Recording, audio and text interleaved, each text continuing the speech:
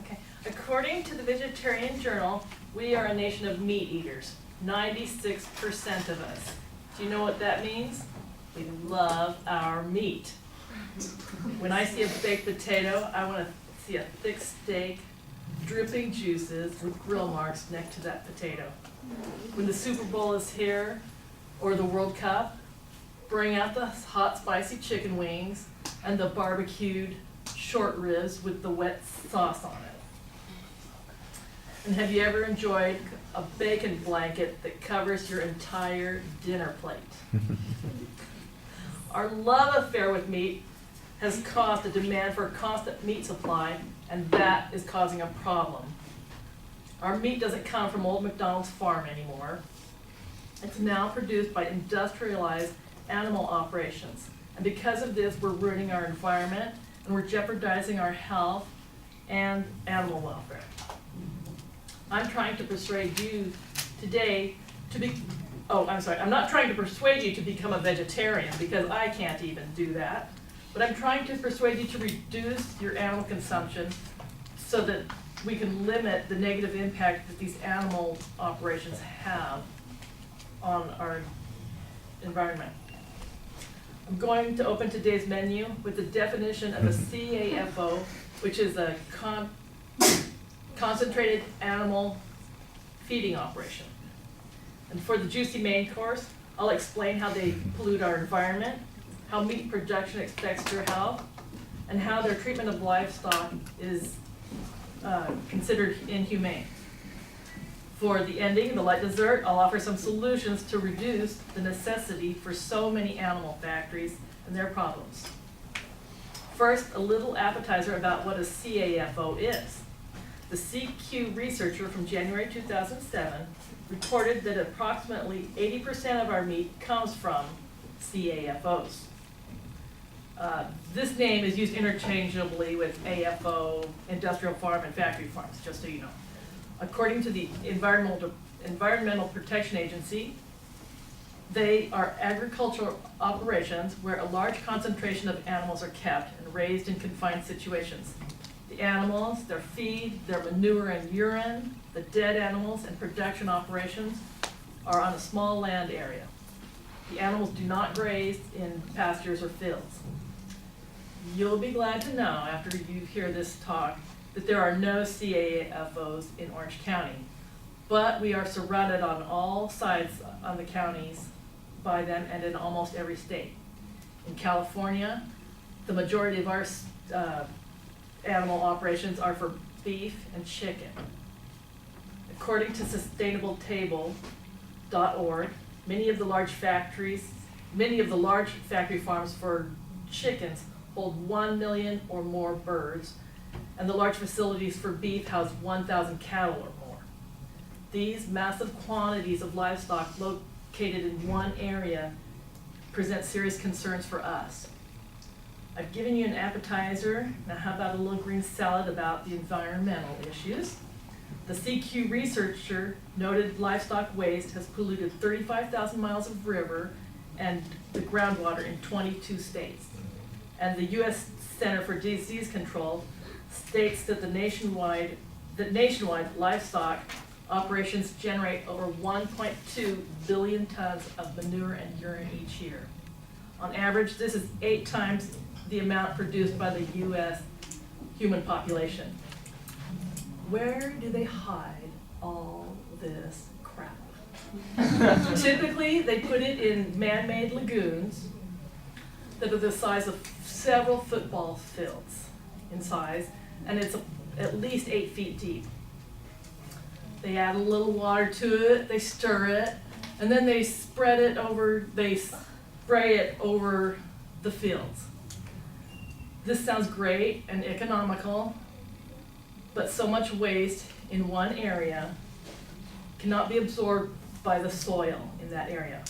So much of it becomes runoff into the local rivers and into the groundwater resources. Now, would you like a little spritz of balsamic vinegar with that salad? Have you ever been to a dancing water show like at Disneyland or the Bellagio in Las Vegas? And when there's a light wind blowing, you can feel the little spray of water. In an Associated Press article of February 2015, one woman, Elsie Herring, has a property near a hog CAFO. She said, whenever they start spraying, we're held prisoners inside. If you're outside, it will blow down on you. The fumes make her cough and her eyes water, or her eyes burn. And another concern is that these large facilities produce massive quantities of greenhouse gases such as nitrous oxide and methane. They produce more greenhouse gas worldwide than the transportation sector. Now for your meat dish, a nice thick pork chop and information on how your meat is actually grown. Meat produced at CAFOs are loaded with antibiotics and growth hormones. According to CQ researcher and Ashley Colport in Environmental Nutrition of April 2015, the animals are fed hormones and antibiotics to promote faster growth and weight gain.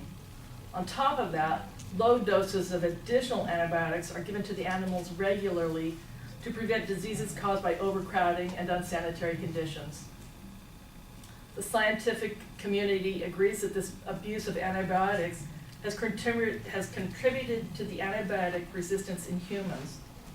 And this is a serious health concern because when you go to the doctor for treatment options, they're limited now if you have a bacteria strain that is resistant.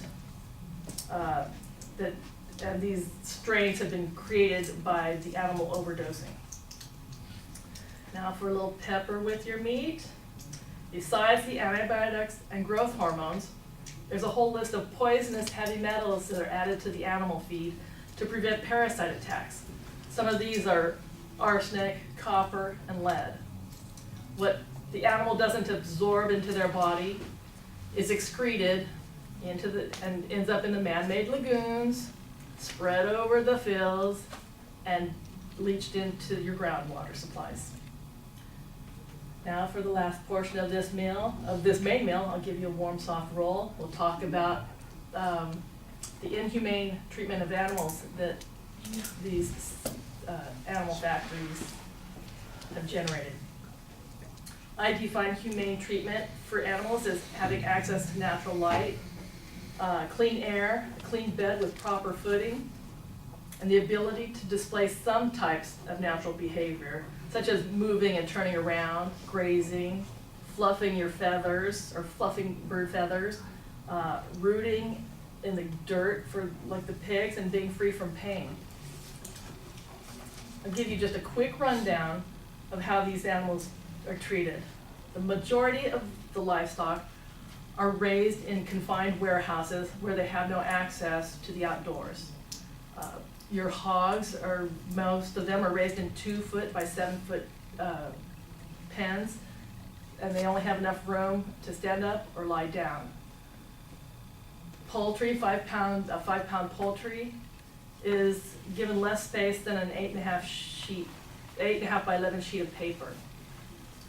And to manage animal behavior, the ASPCA notes there is painful debeaking of birds, docking of pig and cow tails, dehorning and castrations. And these are all done without anesthesia. Now I'll finish this full plate of information that I've given you and give you a little dessert. The public needs to solve this problem at the grassroots level because the EPA and the USDA are known as weak government agencies. It's kind of known that the businesses are running them and not the government and not the public. Factory farming will never be eliminated, and I'm not asking you to go vegetarian, but together we can help reduce the size and the impact of these operations. Here are some things you can do. Number one, it's as simple as buying free-range chicken eggs and not those from caged hens. Number two is cut back on the number of animals you eat. Another one is go meatless one day a week. Meatless Mondays is an international campaign that has been going on since 2003. You can shop at farmers markets where they sell locally grown produce, or you can shop at markets where they sell meat from animals that have been raised humanely and without added antibiotics and hormones. And stores in our area would be Whole Foods and Trader Joe's. All right, pick up your napkin now. We're almost finished. I've informed you about concentrated animal feeding operations. I let you know how they compromise our environment, your health, and their inhumane treatment of animals. And last, I've asked you to participate at the grassroots level to reduce your meat consumption. Our food choices do matter, and I'm asking you to make a change. Here's to your health.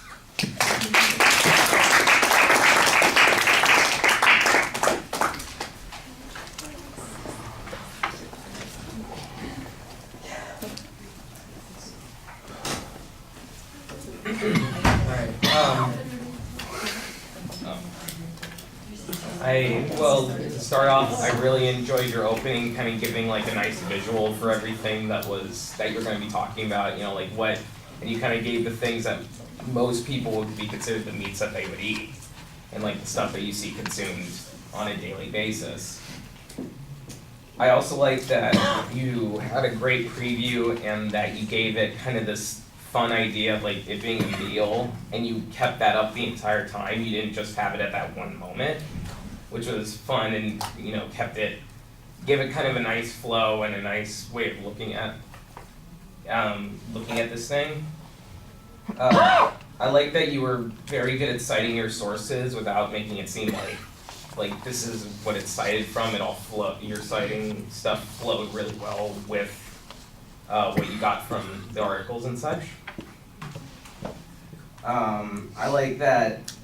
I also like that in the end you were very clear with like stuff people could do like to help alleviate this kind of issue.